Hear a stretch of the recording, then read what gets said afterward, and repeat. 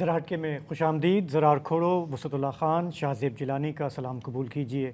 امریکہ سے بیان آیا ہے محکمہ خارجہ کا کہ کشمیر کا مسئلہ حل کرنے میں صدر ٹرمپ دلچسپی رکھتے ہیں۔ صدر ٹرمپ کوئی 12-15 دفعہ یہ کہہ چکے ہیں کہ جنوبی ایشیا میں نیوکلیئر وار میں نے اوائڈ کرائی، میں بھی اس کا تصفیہ میں کرا سکتا ہوں، کراؤں گا۔ امریکہ پاکستان تعلقات، اس پر ہم پروگرام میں آج بات کریں گے۔ اس کے علاوہ لاس اینجلس میں 5واں روز جلاؤ گھیراؤ کرفیو، اس کے بعد دیگر شہروں میں بھی ٹرمپ صاحب کی امیگریشن پالیسی کے خلاف مظاہرے پھیل رہے ہیں، اس پر بھی بات کریں گے۔ لیکن پروگرام کا آغاز ہمارے اپنی معیشت سے۔ آج وفاقی وزیر خزانہ اورنگزیب صاحب نے ایک پریس کانفرنس کی، بجٹ کے حوالے سے کچھ وضاحتیں پیش کیں۔ وسعت صاحب جی، میری عمر جو ہے وہ اس وقت 63 سال ہے، 64 سال کا میں ہو جاؤں گا اگلے سال نہیں ہے۔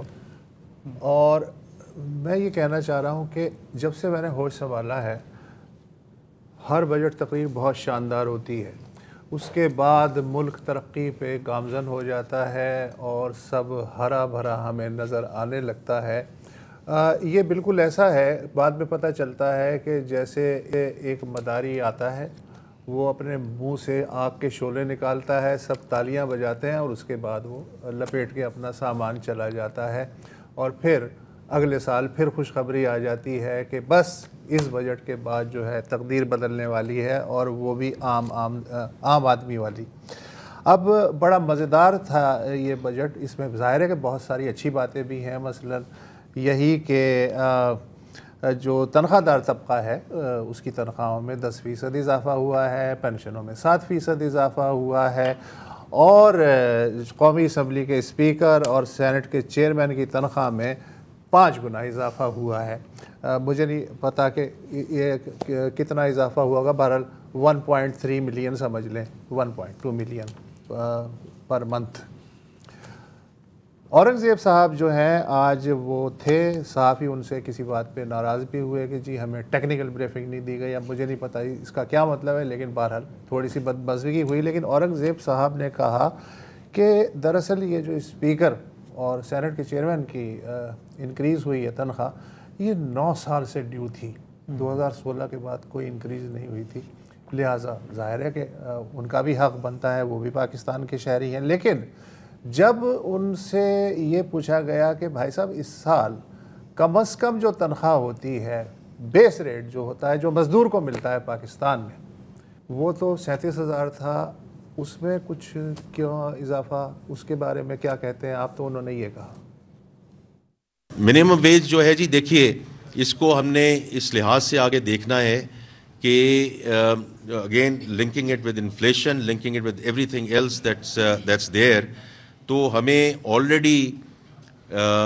جو ہمارے انڈسٹری ہے ان کا ایک بہت بڑا ایک سوال ہے کہ فارمل ورسز انفارمل سیکٹر، جو بات کرتے ہیں نا ہم نے انڈسٹری کو کیسے کمپیٹیٹو بنانا ہے اور کیسے ہم نے اس کو آگے لے کے جانا ہے۔ میری آپ سے درخواست ہوگی ذرا تھوڑا سا انڈسٹری ایسوسیشنز میں جا کر ذرا یہ بات کریں and just get their feedback on the minimum wage کہ اس وقت وہ کہاں ہے۔ جب آدمی سے اچانک اس طرح کا سوال ہو جائے اور اس کے پاس کوئی جواب نہ ہو اور جواب دیتے ہوئے سوچے کہ مجھے کیا جواب دینا ہے، تو پھر اسی طرح کی باتیں جو ہیں وہ منہ سے نکلتی ہیں۔ یعنی باقیوں کی جو تنخواہ ہے یا اضافہ وہ افراط زر سے منسلک نہیں ہے، لیکن عام آدمی، عام مزدور جس کی 37,000 کی تنخواہ ہوتی ہے، وہ اس لیے نہیں پڑے گی کہ جی افراط زر کم ہو گیا ہے تو اسے کیا ضرورت ہے بڑھوتری کی۔ پھر بڑی اچھی بات ہے کہ جو عام آدمی ہے جس کی معاوضہ یا تنخواہ 6 لاکھ سے 12 لاکھ کے درمیان ہے، اس کا جو ٹیکس ہے وہ 5% سے کم کر کے 1% کر دیا گیا ہے۔ یہ تو کان ایک طرف سے پکڑا گیا۔ دوسرا جو کان ہے وہ پھر اس طرح اس کو کمپنسیٹ کیا گیا کہ جو پیٹرولیم پروڈکٹس ہیں ان پہ کاربن لیوی لگا دی گئی 2.5 روپے فی لیٹر کے حساب سے، یعنی وہ جو انکم ٹیکس کا سلیب 5% سے 1% کیا گیا عام آدمی کے لیے، اب وہ پیٹرول، کرایہ، ٹرانسپورٹیشن آپ سمجھ سکتے ہیں، اور مڈل کلاس اس کے لیے بھی رعایت کا اعلان کیا گیا۔ لیکن جو گاڑیاں تھیں ان پہ جو ہائیبرڈ گاڑیوں سمیت سیلز ٹیکس کی شرح مساوی کر دی گئی 18%۔ پہلے 800 cc تک کی گاڑیاں بخشی گئی تھیں اس لیے کہ وہ لوور مڈل کلاس والوں کے کام میں آتی، اب انہیں بھی 18% جو ہے وہ ٹیکس دینا پڑے گا. تو ایک طرح کی یہ مساوات ہے. ہمارے ساتھ ڈاکٹر قیصر بنگالی صاحب موجود ہیں. منڈے کے پروگرام میں بھی آپ تھے اور مفتاح اسماعیل صاحب سابق وزیر خزانہ تھے، اور بجٹ کا جو کرٹن ریزر ہے پری بجٹ پروگرام اس میں ہم نے ان سے گفتگو کی تھی. آج بھی ڈاکٹر قیصر بنگالی صاحب جو ہیں خوشی ہے کہ آپ نے ہمیں جوائن کیا ہے. میں آپ سے ایک سیدھا سوال کر رہا ہوں. یہ میں زیغم خان جو ہمارے دوست ہیں سینئر صحافی ہیں انہوں نے بتایا، انہوں نے کہا، اورنگزیب صاحب نے کہا کہ ہماری جو کیش بیسڈ اکانومی ہے اس کا حجم ہے 9.4 ٹریلین روپے اس وقت، اور ہمیں چیلنج یہ ہے کہ اس کو ڈاکومنٹڈ کیسے کیا جائے. زیغم خان نے کہا، ایک پروگرام میں میں سن رہا تھا، انہوں نے کہا جی جو ریڑھی والا ہے وہ سب سے کم ہے، اس سے نیچے کون ہوگا؟ چھابڑی والا، ریڑھی والا، اس سے نیچے تو کاروباری ہو ہی نہیں سکتا. ایک آدمی آتا ہے سرکار کا دلال یا سرکار کا کوئی نمائندہ سادہ کپڑوں پہ، اور وہ ہر ریڑھی سے روزانہ 400-500 روپے لے جاتا ہے، اور یہ 365 دن کا ٹیکس ہے، ایک دن کا ٹیکس نہیں ہے. لیکن وہی سرکاری ملازم جو سامنے جنرل اسٹور والا ہے اس سے ٹیکس نہیں لے سکتا. تو یہ کیسی تصویر بنتی ہے؟ یہ کوئی نئی تصویر نہیں ہے، یہ پچھلے 70-75 سال سے معیشت اسی طرح چل رہی ہے. جو مارکس کا ایکسیم ہے کہ سرپلس جنریٹ کرے گا غریب آدمی اور پھل کھائے گا امیر آدمی، یہ وہی ہے. فرق یہ ہے کہ اب زیادہ چیزیں واضح ہوتی چلی جا رہی ہے، چونکہ بحران شدت پکڑ رہا ہے. یہ بھی مارکس نے کہا تھا. تو آپ مارکسسٹ ہے یا نہیں ہے، لیکن جو بات مارکس نے لکھی ہے وہ تو سب کو ماننا پڑے گا کہ یہ تو اس نے کہا تھا. وہ تو یہ بھی کہتے تھے نا کہ یہ تو بڑی اچھی بات ہے کیونکہ انقلاب پھر اسی طرح آئے گا. وہ آتے ہوئے نظر نہیں آتا. وہ آبجیکٹیو کنڈیشنز بدل گئے ہیں، اس لیے انقلاب آنا نظر نہیں آتا. اچھا، وہ جو میں نے ابھی آپ کو ایک شارٹ سنوایا اورنگزیب صاحب کا کہ جی عام آدمی کو تنخواہ بڑھانے کی ضرورت ہی نہیں ہے، وہ تو انفلیشن کم ہو گیا ہے تو وہ اس کا تو گزارا ہو جائے گا، باقیوں کو ضرورت ہے. میرا خیال ہے انفلیشن کو سمجھنے کی ضرورت ہے. Inflation is a rate of change. جی، کس شرح سے بدلتا ہے. اگر ایک 100 روپے کی چیزیں 200 روپے ہو گئی تو 100% اضافہ ہے، لیکن اگر 200 روپے سے 220 روپیہ ہوا تو وہ 10% اضافہ ہے، 100% نہیں ہے. اگر وہ شرح کم ہو گئی لیکن جو چیز 100 کی 200 ہو گئی تو 200 ہی ہے، اس کی تنخواہ بھی وہی ہے اور قیمت بھی وہی ہے. وہ شرح کم ہو گئی تو اس کو کیا فرق پڑے گا. اور جو اس وقت میں دیکھ رہا ہوں زیادہ شدید مسئلہ جو اس وقت معاشرے میں ہے وہ بے روزگاری کا پیدا ہو رہا ہے. There are middle class families, middle class not lower middle class, جو بے روزگار ہو گئے ہیں، جن کے پاس کوئی بیک اپ نہیں ہے.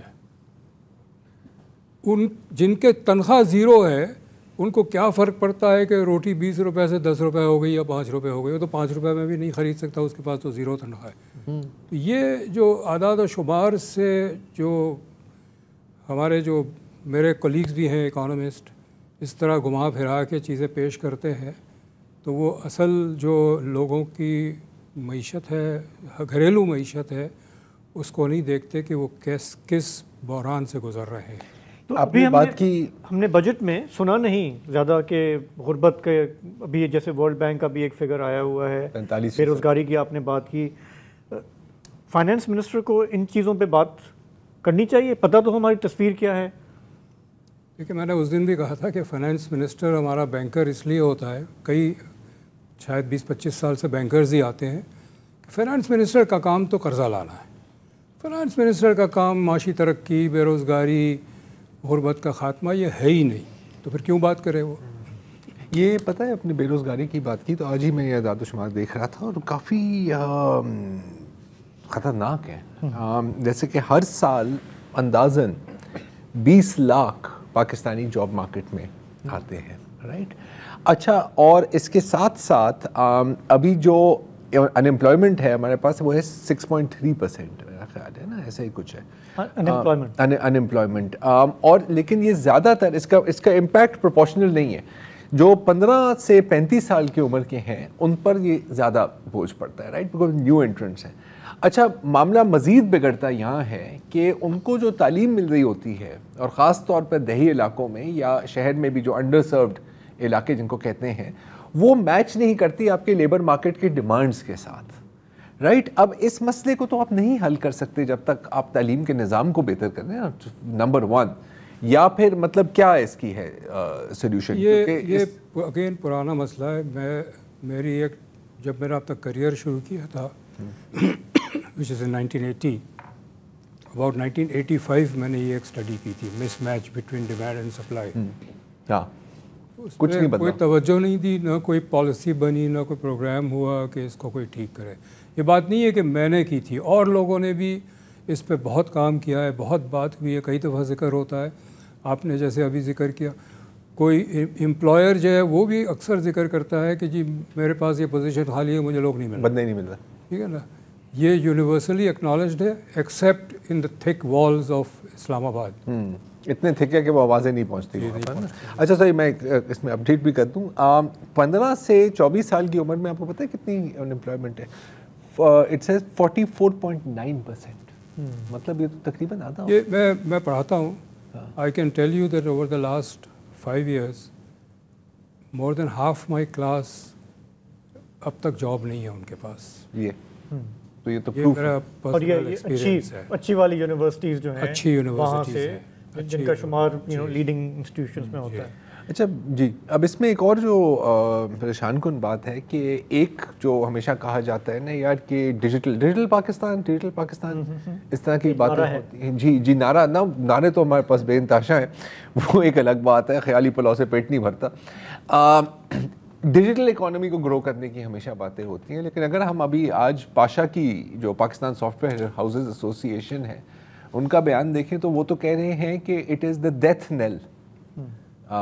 مجھے نہیں پتا اردو میں اس کا کیا صحیح تھا, تابوت میں آخری کیل, ایسا ہی تقریباً پاکستان کی ڈیجیٹل اکانومی کے لیے. اور اگر ہم دوبارہ یوتھ امپلائمنٹ پر بات کر رہے ہیں تو بیئر ان مائنڈ کہ ڈیجیٹل جو سیکٹر ہے وہ ایک ایسا سیکٹر ہے جو یوتھ کو اٹریکٹ کرتا ہے. اور خواتین, اور یس ویری ٹرو, اور خواتین ابھی تقریباً 6 لاکھ ینگ پاکستانیز امپلائڈ ہیں ان دا ڈیجیٹل سیکٹر.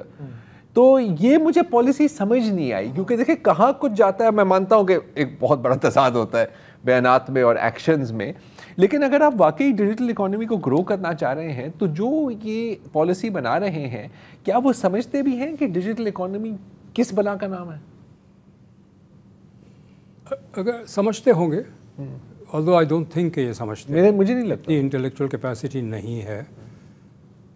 لیکن یہ بجٹ خاص طور پہ ہم پچھلے 40 سال سے بجٹ کو انالائز کر رہے ہیں, اور کوئی بجٹ ایسا نہیں ہے جس کو آپ عوام دوست کہہ سکتے ہیں ان ریالٹی.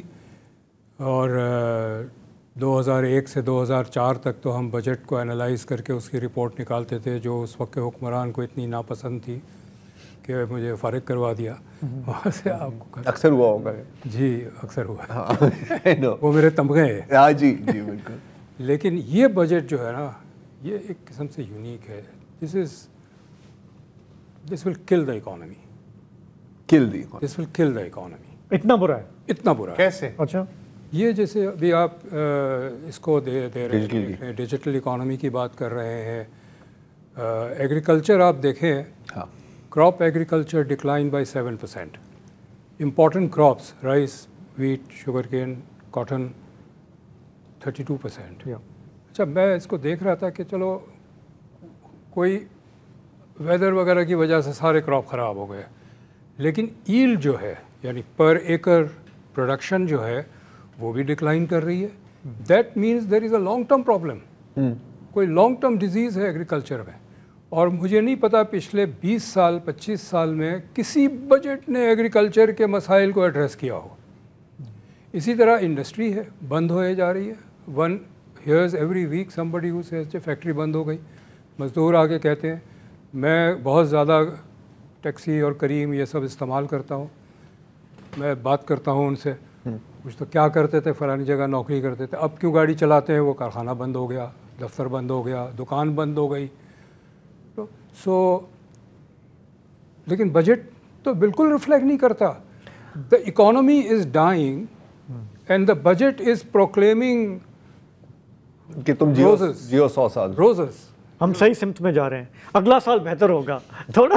جو آپ نے کہا نا, یہ تو this particular is killing the economy. اچھا, ملک ترقی کر رہا ہے اور غربت بڑھ رہی ہے, یہ کمال ہے. ویسے ایک وقفہ لے لیتے ہیں اس میں. جب آپ کے سارے ایگریکلچر, مینوفیکچرنگ, کراپس نیگیٹو ہو تو کہاں ترقی کر رہا ہے؟ سر کہیں تو ترقی ہو رہی ہے جس کا ہمیں پتہ نہیں ہے. ہاں ہو رہی, کیونکہ جو کہہ رہے ہیں تو کچھ تو دیکھ رہے ہوں گے نا اپنے آس پاس, آئینے میں دیکھ رہے ہوں گے ہو سکتا ہے. اس بجٹ میں صرف حکومت براڈلی ڈیفائنڈ ترقی کر رہی ہے. وہی 9% گروتھ ہے, 10% گروتھ ہے. جو اکنامک سروے آیا ہے 10% growth in the government sector, the highest. واہ, چلیں بہت اچھا. اسی پازیٹیو نوٹ پر ایک وقفہ لے لیتے ہیں اینڈ دین بات جاری رہے گی. Come back. اچھا, جب سے ہم نے اس شو کا آغاز کیا ہے تقریباً 10 سال ہو گئے ہیں. اب تو ہر جمعے کو آپ بھی اس کی گواہی دیں گے کہ پینشنرز کی ہمیں ہمیشہ کال آتی ہے, اور مطلب ہمیشہ کوئی نہ کوئی مسئلہ ہوتا ہے. پینشن بڑھ نہیں رہی, مل نہیں رہی, بڑھ نہیں رہی تو بڑی بات ہے, ملتی بھی نہیں ہے. اور اب اس میں ہم دیکھ رہے ہیں کہ پینشن فنڈ سے جب آپ رقم نکالتے تھے تو اس کے اوپر ایک ٹیکس ایگزمپشن ہوتی تھی. وہ ایگزمپشن اب ہٹا دی گئی ہے. تو یہ مطلب مجھے سمجھ نہیں آ رہی, یہ کیپٹل مارکیٹس کے لیے, آپ کی اوور آل اکانومی کے لیے اس کا خرم نے کچھ کہا نہیں, اس پر وہ ایک الگ ہے, وہ میں ابھی آنے والا ہوں. پہلے میں یہ آپ سے پوچھنا چاہ رہا ہوں. تو ایک تو یہ بات ہوئی, اور دوسرا اگر ہم ٹیکس ایگزمپشنز کی بات کریں تو ابھی تھوڑی دیر پہلے میری بات ہوئی تھی خرم حسین سے, اور وہ ایک اور ایشو کی طرف ہماری نظر دلا رہے تھے. میں ذرا چاہ رہا ہوں کہ آپ سن لیں. ہوا یہ ہے کہ بہت دہائیوں سے ٹیچرز اور یونیورسٹی کے پروفیسرز, یعنی کہ جو لوگ جن کا ٹیچنگ پروفیشن کے ساتھ تعلق ہے, وہ ایک ٹیکس ریبیٹ ان کو ملا کرتی تھی, جو ایک زمانے میں تو کافی زیادہ ہوتی تھی, لیکن ان قریب سالوں میں آ کے اس کو کم کر کے 25% تک لے آئے تھے. تو اس کا مطلب یہ تھا کہ آپ کی تنخواہ کے مطابق جو بھی آپ کی ٹیکس لائبلٹی بنتی ہے, اس میں سے 25% کم کر کے آپ پھر اپنا پے کریں گے ٹیکس. اور یہ یونیورسٹیز اور سکولز جو ادارے امپلائی کرتے ہیں ان ٹیچرز کو, وہ خود امپلیمنٹ کرتے تھے. اب ہوا یہ ہے کہ اس کو وتھڈرا کرنے کا فیصلہ ہوا تھا ایف بی آر اور گورنمنٹ کے درمیان, آئی ایم ایف کے ساتھ مل کے, لیکن مئی کے اینڈ پہ سینٹ نیشنل اسمبلی کی اسٹینڈنگ کمیٹی آن فائنانس نے ان کو منع کر دیا اس کو وتھڈرا کرنے سے. اور تب گورنمنٹ نے بھی کمٹمنٹ دے دی کمیٹی کو کہ ٹھیک ہے اس ریبیٹ کو ہم لوگ رکھیں گے. لیکن اب جا کے ایک دم سے ہوا یہ ہے کہ وہ ریبیٹ وتھڈرا کر لی گئی ہے, اور جو کمٹمنٹ دی تھی وہ نہیں پوری کی گئی. اور اب جولائی سے لے کے آنورڈز تمام جو لوگ جن کا ٹیچنگ پروفیشن کے ساتھ تعلق ہے, وہ ایک اسٹیٹ آف شاک میں ہے کہ ان کی ٹیکس لائبلٹی ایک دم سے بہت زیادہ چڑھ گئی ہے. اور نہ صرف یہ, سننے میں یہ بھی آ رہا ہے, ان کو نوٹسز باقاعدہ آ رہے ہیں کہ آپ کی جو پرانی ٹیکس لائبلٹی تھی وہ بھی آپ نے ادا کرنی ہے. آپ سمجھ رہے ہیں کہ مطلب ریٹروسپیکٹو. تو کیسر صاحب, اب دیکھیں کوئی بہت بڑی راکٹ سائنس نہیں تھی. جو باتیں کی جا رہی ہیں, ہم کیا چاہ رہے تھے کہ ٹیکس نیٹ کو وائڈن کیا جائے, کہ صرف تنخواہ دار طبقات اور کچھ کارپوریٹ سیکٹر سے جو آپ سارا بوجھ ان پر ہے وہاں سے ہٹایا جائے, جو لاس میکنگ اسٹیٹ فرمز ہیں ان کو لیکویڈیٹ کیا جائے, یا جو بھی کیا جائے, انرجی چین ویلیو چین کو تھوڑا ڈی ریگولیٹ کیا جائے. الٹا ہم دیکھ رہے ہیں کہ وہی پرانے فارمولے ایک بار پھر استعمال کیے جا رہے ہیں کہ جو لوگ سیونگ کر رہے ہیں ان کو آپ سکویز کریں, جو اسپیکولیٹو کیپٹل ہے اس کو آپ رہنے دیں, اور ریئل اسٹیٹ کو تو آپ کو پتہ ہے کہ سب سے پیارا شعبہ ہے سب کا. اچھا وہ تو ہے, لیکن اس میں مزیدار بات یہ ہے کہ جو پینشنرز کی آپ نے بات کی, ایک ہاتھ سے انہوں نے 7% پینشن بڑھانے کا اعلان کر دیا, دوسرے ہاتھ سے وہ جو ان کی سیونگ ہے ان پہ جو پروفٹ آئے گا اس پہ ٹیکس لگا دیا, ٹیکس بلکہ 20% کر دیا. لیکن اس میں ایک وضاحت ہے کہ جو نیشنل سیونگز کی اسکیموں میں ہیں جن کے پیسے, ان پہ اس نئے اضافے کا اثر نہیں ہوگا. یہ بھی انہوں نے وضاحت کی ہے ساتھ میں. اس کا مطلب ہے کہ بینک اکاؤنٹ میں اگر آپ سیونگ اکاؤنٹ میں رکھتے ہیں وہ جو پروفٹ ہے جو پچھلے 15% کاٹتی تھی حکومت اب 20% کاٹے گی، حالانکہ میں ٹیکس پیئر ہوں. کیا سیونگ نہیں کرنی چاہیے؟ کیا چاہ رہے ہیں؟ کہ pension is a form of welfare payment. جی اسی طرح اور بھی ویلفیئر پیمنٹس ہے. PISP is welfare payment. اس پہ سیکنڈ ورلڈ وار کے بعد ویلفیئر پیمنٹس کے اوپر بڑی ریسرچ ہوئی ہے، اور یہ ہے کہ یہ میکرو اکانومی کو سپورٹ کرتا ہے. مثلاً میرے پاس اس وقت پیسے نہیں ہے روٹی خریدنے کو، مجھے مل گئے کہیں سے حکومت سے پیسے، خریداری میں نے روٹی خریدی، تندور کا بزنس چلے گا، تندور والا آٹا لائے گا، اس کا بزنس چلے گا، and so on and so forth. ایک ملٹی پلائر امپیکٹ ہوتا ہے. جیسے تالاب میں آپ پتھر پھینکے دائرے بنتے ہیں معیشت میں.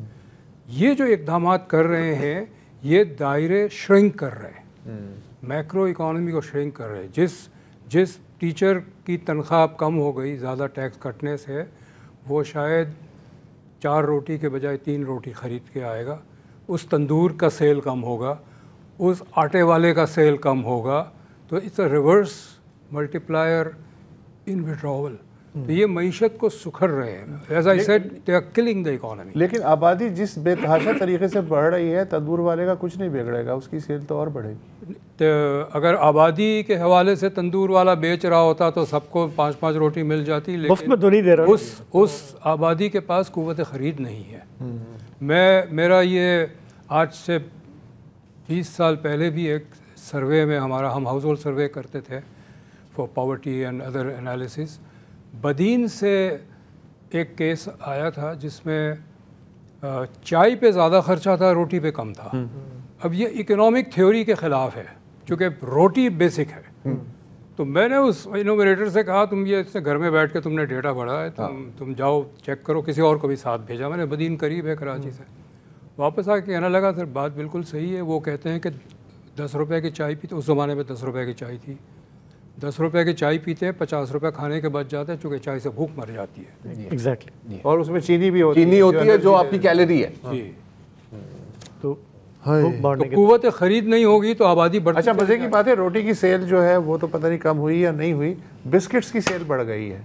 اس لیے کہ وہ 20 روپے کا ایک پیکٹ لیتے ہیں بسکٹ کا، چائے کے ساتھ کھا لیتے ہیں. اگر پراپر کھانا کھائیں تو کم از کم 150 سے 200 روپے کا خرچہ ہے، تو وہ بچا لیتے ہیں. بالکل. تو کیسر صاحب آپ نے کہا کہ بجٹ جو ہے یہ تو معیشت کو گرا کے رکھ دے گا. ہم اس کے اثرات جو ہے دیکھیں گے آہستہ آہستہ، جیسے یہ آہستہ جلدی نہیں بہت جلدی دیکھیں گے. اور ایک اثرات تو یہ آپ دیکھیں گے جو انہوں نے پچھلے دنوں ایک فیصلہ کیا ویٹ کی پروکیورمنٹ پرائز وڈرا کرنے کا. آلریڈی ویٹ کی ایکریج ڈراپ ہوئی ہے. ہم آگے جو سوئنگ ہوگی اس میں اور ڈراپ دیکھیں گے. لوگ توبہ کر رہے ہیں، ہم نہیں کریں گے. نہ بالکل جی.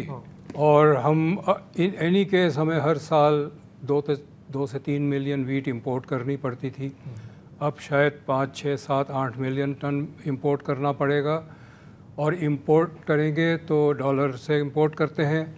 فارن ایکسچینج کا بحران ہوگا، ڈالر اور مہنگا ہوگا. جتنا ڈالر مہنگا ہوگا اتنا آٹا مہنگا ہوگا. Vicious circle. اور ہم مزید کشکول لے کے جائیں گے کہ اور قرض دو چونکہ ہمارے پاس روٹی کے پیسے نہیں. رائس کے بارے میں بھی ہم یہی سن رہے ہیں، کاٹن میں بھی ہم نے across the world agriculture has collapsed. The agriculture economy just as the manufacturing economy has collapsed. تو یہ ہماری ریڑھ کی ہڈی جو ہے وہی کمزور ہو رہی ہے، میننجائٹس ہو گئی. لیکن اس کے باوجود مستقبل روشن ہے. جی ترقی ہو رہی ہے کہیں نہ کہیں. امید رکھنی چاہیے. چلیں کیسر صاحب بہت بہت شکریہ. امید پہ دنیا قائم ہے. ہم ایک بریک لیں گے، واپس آئیں گے تو ذرا بات کریں گے امریکہ پاکستان تعلقات. Welcome back. اچھا اگر ہم تعین کرنے کی کوشش کریں کہ پاکستان اور امریکہ کے تعلقات میں کتنی بہتری آئی ہے یا نہیں آئی ہے، تو ظاہر ہے ہمیں ماضی کے ساتھ موازنہ کرنا چاہیے. اور ماضی میں آپ کو پتہ ہے کیا ہوتا تھا، لیکچر ہی ملتے تھے زیادہ تر، ڈو مور، نہیں تو ہم یہ کر دیں گے، ہم تمہارے پہ سینکشن لگا دیں گے، تمہارے پرزے بند کر دیں گے، سو آن اینڈ سو فورتھ. اور جہاں تک بائیڈن انتظامیہ کے دور کی بات تھی تو وہاں پہ تو تقریباً ایک مکمل ترک تعلقات تھا، مطلب بات ہی نہیں ہو رہی تھی. اور یہ ایک بات بالکل واضح تھی، ظاہر تھی کہ امریکہ کا اب مکمل رجحان بھارت کی طرف ہے. میں یہ نہیں کہہ رہا کہ ابھی بھی نہیں ہے، ابھی بھی ہے، ایسا نہیں ہے کہ پوری دنیا بدل گئی ہے، لیکن کچھ بڑی انٹرسٹنگ چیزیں ہو رہی ہیں. جیسے کہ آپ کو شاید یاد ہو کہ تقریباً 13 مئی کو پاکستان اور بھارت میں جنگ بندی کرنے کے بعد ٹرمپ صاحب یہ ایک ٹویٹ کرتے ہیں اور اس کے بعد وہ یہ بھی کہتے ہیں کہ میں آپ دونوں کے ساتھ کام کرنا چاہ رہا ہوں کہ 1000 سال بعد، پتہ نہیں کہاں سے یہ جملہ ہے ان کے پاس، ہم کشمیر کا بھی کوئی حل ڈھونڈ لیں. اچھا اب ظاہر ہے کہ اس کے اوپر کافی شور مچا، ہمارے یہاں تو کافی خوشی ہوئی، لیکن بھارت میں اس کو کافی کیا کہتے ہیں پسند نہیں کیا. ہاں ایسے آپ بالکل یہ اچھا ہے. لیکن آج جو U S space state department کی جو ترجمان ہیں ان سے بھی یہ سوال پوچھا گیا کہ جی ٹرمپ صاحب نے یہ کہا تھا تو اب آپ کا کیا پلان ہے، کوئی ملاقات ہونی ہے، کوئی اس میں پیش رفت ہونی ہے یا نہیں؟ تو یہ تھا ان کا جواب. What I do know is I think we all recognize that President Trump, in each step that he takes, it's made to solve generational differences between countries, generational war.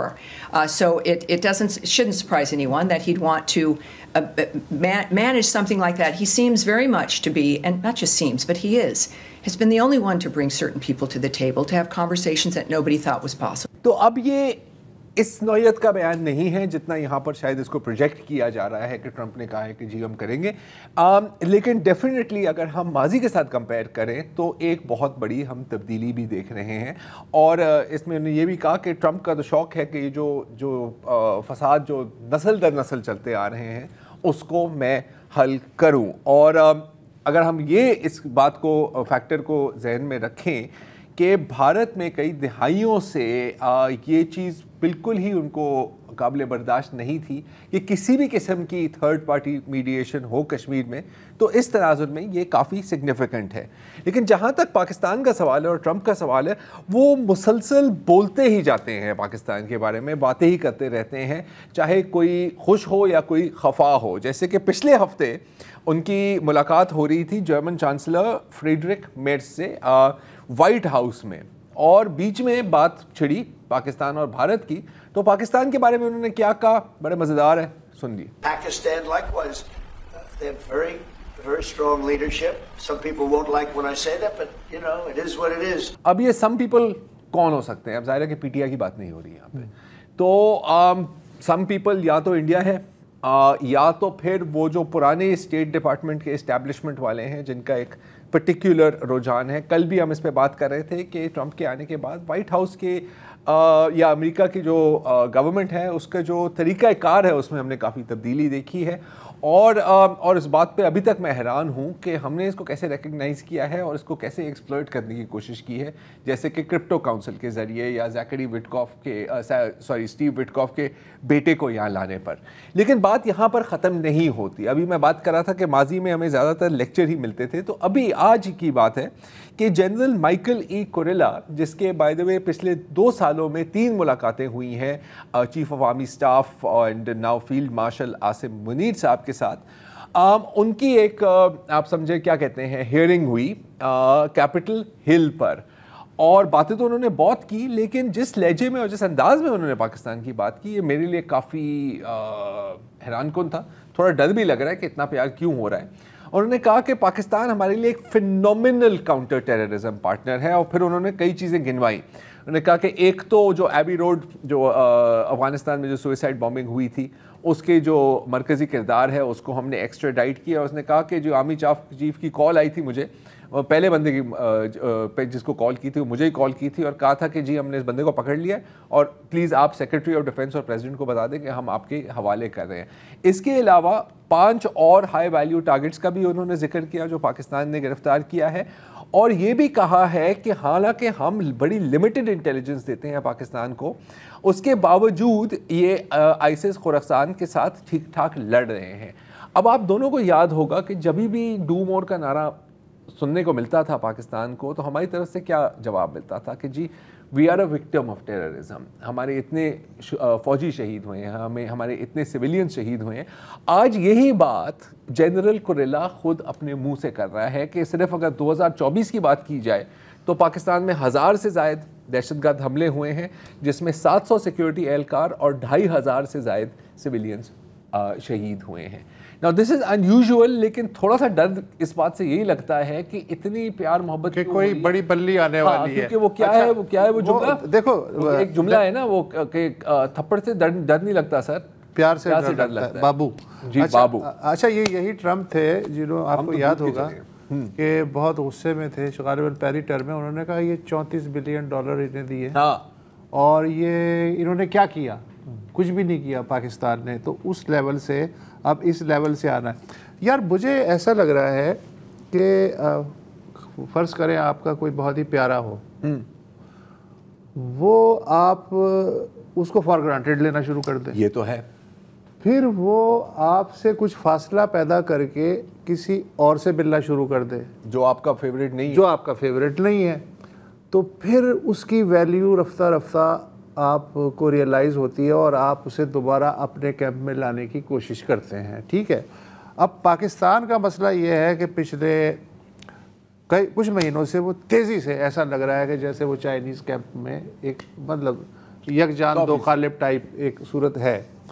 تو اب مسئلہ یہ ہے کہ انڈیا سے جو ایکسپیکٹیشن تھی امریکہ کو کہ جی آپ چوکیداری کریں گے, آپ چین کے مقابلے میں کھڑے ہوں گے, تو انڈیا تو اس لیول پہ آ گیا کہ یار اس سے پاکستان نہیں سنبھالا جا رہا, اور پاکستان دل برداشتہ ہو کے پوری طرح چائنیز کیمپ میں جا چکا ہے.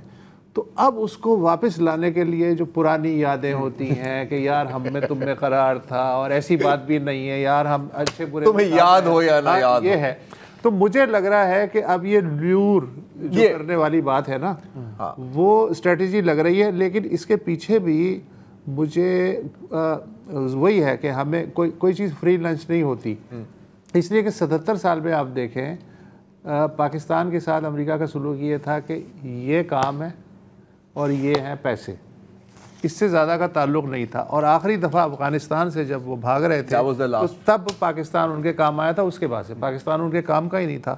لیکن اب جو ایک نئی پوزیشن بنی ہے پاکستان کی, اور پہلی بار مجھے ایسا لگا جیسے آذربائیجان والی ڈیل, یار وہ بالکل. اب دیکھیں تو اس کا مطلب ہے کہ ایک ملک جو ہے جو بالکل راندے درگاہ ہو چکا تھا, اب وہ چونکہ کھڑا ہو رہا ہے تو امریکہ کہہ رہا ہے کہ یار تھوڑا سا ہم بھی ہیں یار, لیکن ہمیں دودھ کے جلے ہوئے نا, تو آپ کو بھی پھونکتے ہیں. اچھا آذربائیجان چائنا کی طرف بہت زیادہ جانے کی ضرورت نہیں, ہم بھی ہیں. اچھا لیکن چائنا کی طرف جانے سے کچھ فائدے بھی آپ کو مل رہے ہیں. اینڈ دیکھیں اگین وہ کہتے ہیں نا کہ victory decides a lot of things.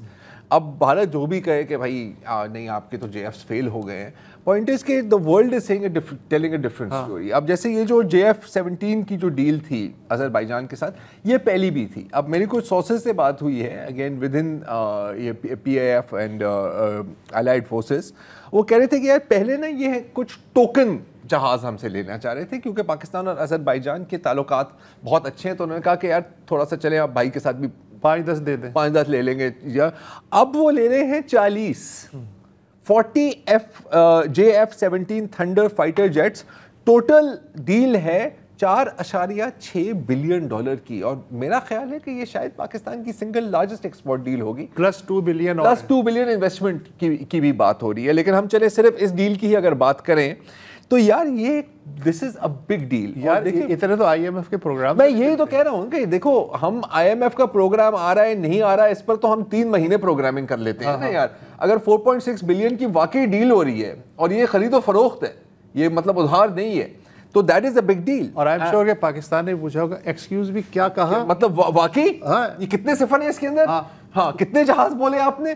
اچھا جہازوں کی بھی بات کی تو اچھا اس چائنا کا بھی ٹھیک ٹھاک فائدہ ہو رہا ہے کیونکہ آخرکار ان کا بھی پروجیکٹ ہے. اور ابھی جو خبریں آئی ہیں پچھلے ہفتے میں ہی کہ JF-17 کی پرفارمنس اور جو PL-15 میسائلز کی پرفارمنس دیکھنے کے بعد ایک بہت بڑی ڈیل ہو رہی ہے, اور اس میں آپ کو J-35As مل رہے ہیں. اچھا J-35A کیا ہے, یہ بڑا خوبصورت ہے, I think that's it. ہاں یہ ایک تو اسٹیلتھ ہے, 5th جنریشن فائٹر ہے یہ, advance stealth, advance network integration, 1200 kilometres کی ہنٹنگ رینج ہے اس کی, مطلب ڈیٹیکشن کی رینج. آپ سوچیں اس کا کتنا ہے. اچھا پہلے اس میں ایک تشویش کا اظہار یہ ہو رہا تھا کہ اس کے اندر جو نئے میسائلز ہیں نا چائنا کے PL-17 وہ اس میں فٹ نہیں ہو سکتے کیونکہ اسٹیلتھ میسائل کے نیچے آپ اگر اسٹیلتھ فائٹر کے نیچے اگر آپ میسائل لگائیں گے تو پھر وہ ڈیٹیکٹ ہو جاتا ہے. تو اس میں جو میسائلز یوز ہو رہے ہیں وہ یہ والے ہیں جن کی جو پر ہیں وہ فولڈ ہو جاتے ہیں تاکہ آپ اس کو پلین کے اندر ये माउंट होते हैं inside the bay. So this is a hell of a thing. और इनकी भी 400 किलोमीटर से ज़्यादा की रेंज है और मैक 4 मतलब 4 times the speed of sound पर ये ट्रैवल करते हैं. अच्छा, ना सिर्फ ये, इससे ज़्यादा शायद अहम है KJ-500. KJ-500 एक 3rd जनरेशन AWACS है. और आपको पता है कि जो अभी हालिया जो जंग रही है पाकिस्तान और भारत में, उसमें AWACS का किरदार बहुत था, क्योंकि मिसाइल गाइडेंस इनके हवाले की गई थी. प्लेन का काम था, फाइटर का काम था कि आपने फायर कर दिया, उसके बाद you forget about it. AWACS आपको ये करेगा. इसकी जो एक्सटेंडेड रेंज है, आपको पता है कितनी है, कितनी डिटेक्शन रेंज है? 5700 किलोमीटर. 5700 किलोमीटर. ये तो मालदीव तक पार कर सकते हैं. ये और सिर्फ एयरबोर्न नहीं, सरफेस टारगेट्स को भी डिटेक्ट किया जा सकता है. तो imagine that.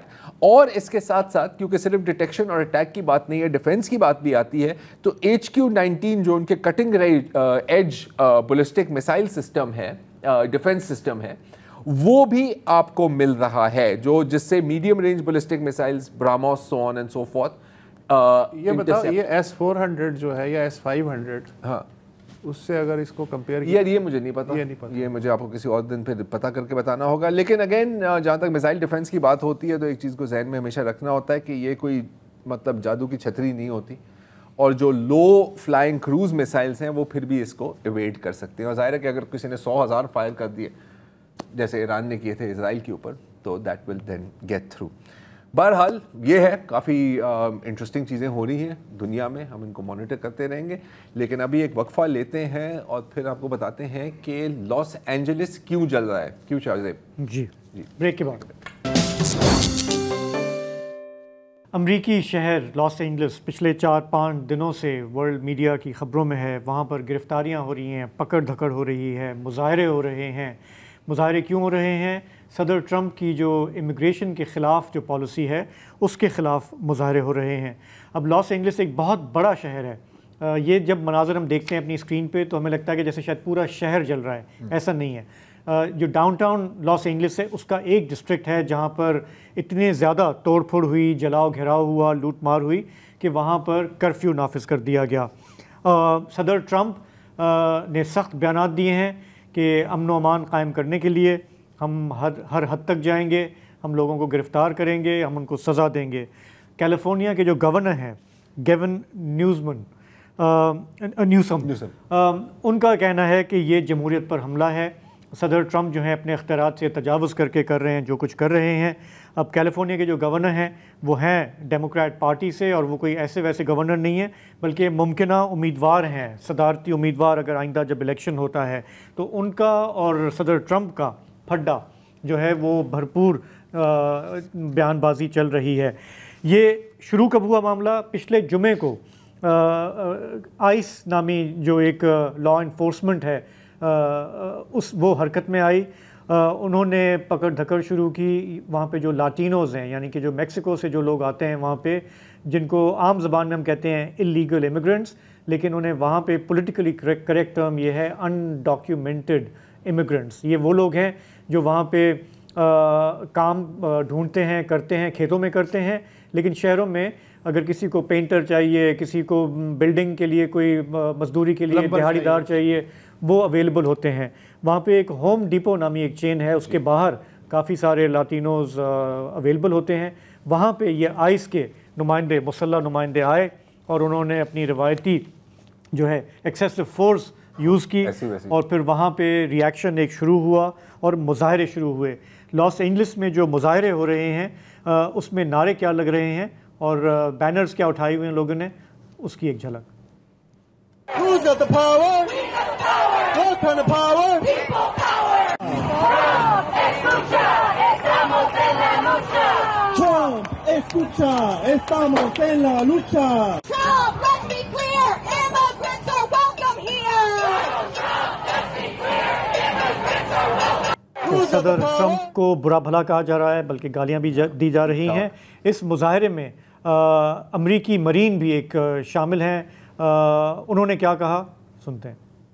You were saying you were a U.S. Marine? I'm a Marine, proud to serve, baby. How long did you serve? 2005. What do you have to say about the President Trump sending It's National not Guard? right, bro. You know what I mean?